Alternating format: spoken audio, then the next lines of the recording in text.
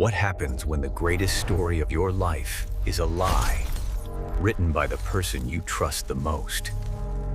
On July 5th, a call was placed from a disquieted home, reporting a wife's disappearance and signs of struggle.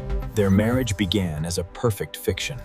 Two writers crafting a love story they believed could last forever. Economic recession forced a relocation, a return to Nick's hometown, straining the fabricated perfection of their union.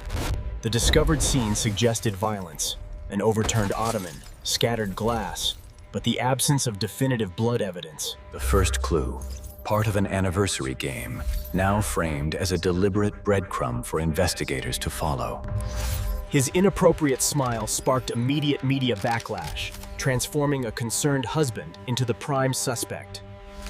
Police uncovered a concealed cache of extravagant purchases bought on credit cards linked to Amy.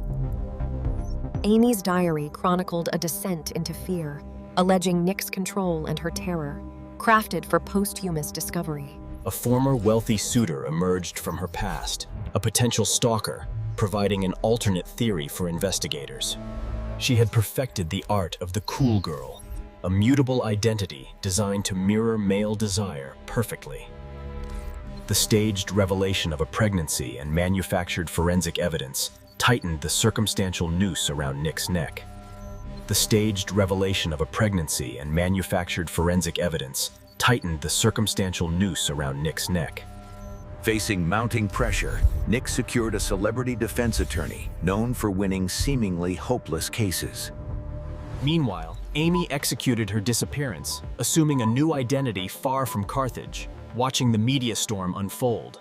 She methodically shed her old self, stealing money and a new name, preparing for an extended hiatus.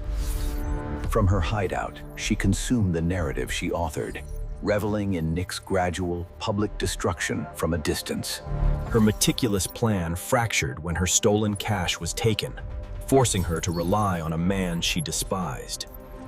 With options exhausted, she reached out to her former suitor Desi, the perfect pawn for the next phase of her scheme.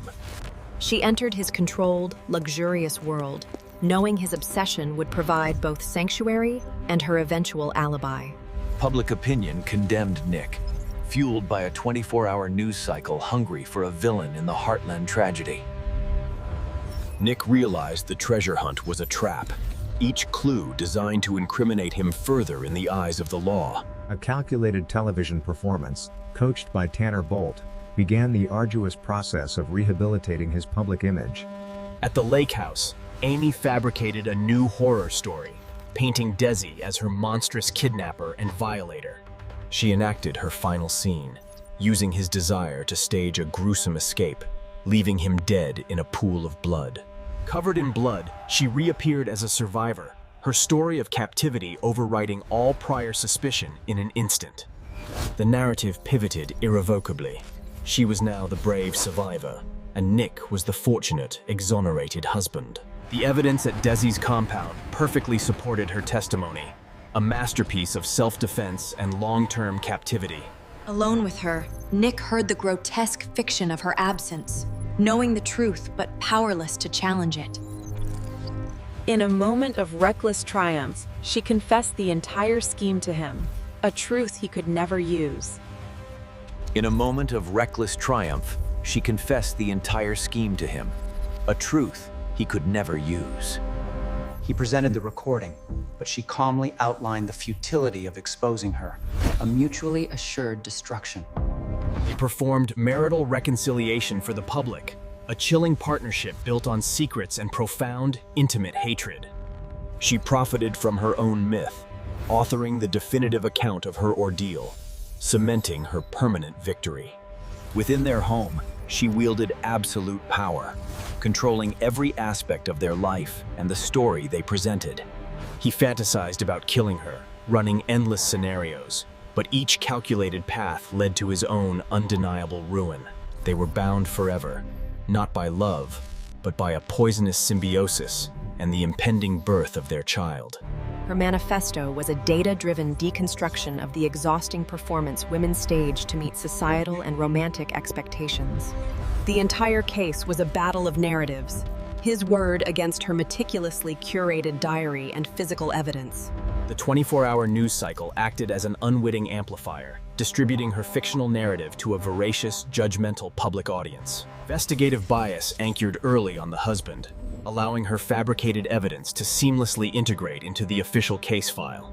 Unemployment and debt created corrosive stress, fracturing the facade of their New York life and triggering mutual resentment. She constructed a victim persona, Dead Amy, from cultural cliches of endangered wives, knowing it would be universally believed. The revelation of his young mistress provided a powerful motive, making Amy's framing narrative irresistibly logical to the public.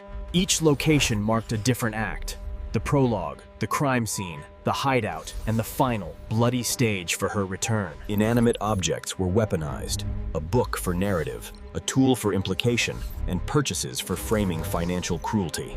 Her plan was a cycle of emotional manipulation, designed to lift him with hope before crushing him with new evidence.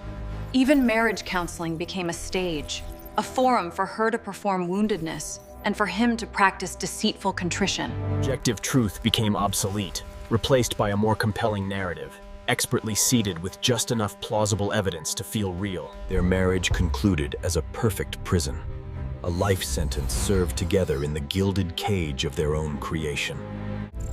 Two damaged, toxic individuals found their perfect, terrible match.